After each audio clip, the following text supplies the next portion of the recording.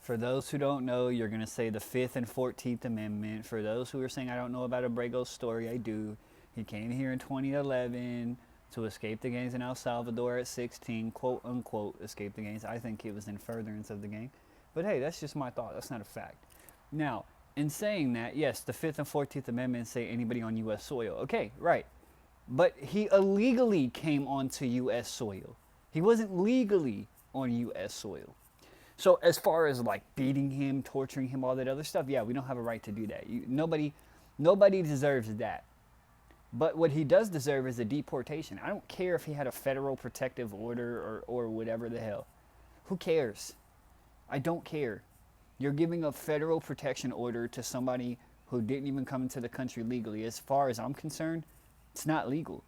I feel like you can only give a protection order to people who are those of citizens.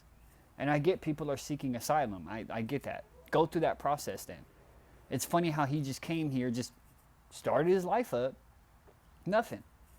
I mean, his own wife was saying that he was part of a gang, not saying that he is, but his own wife said that he was. His own wife was throwing him underneath the bus. Now all of a sudden she's like, bring him back.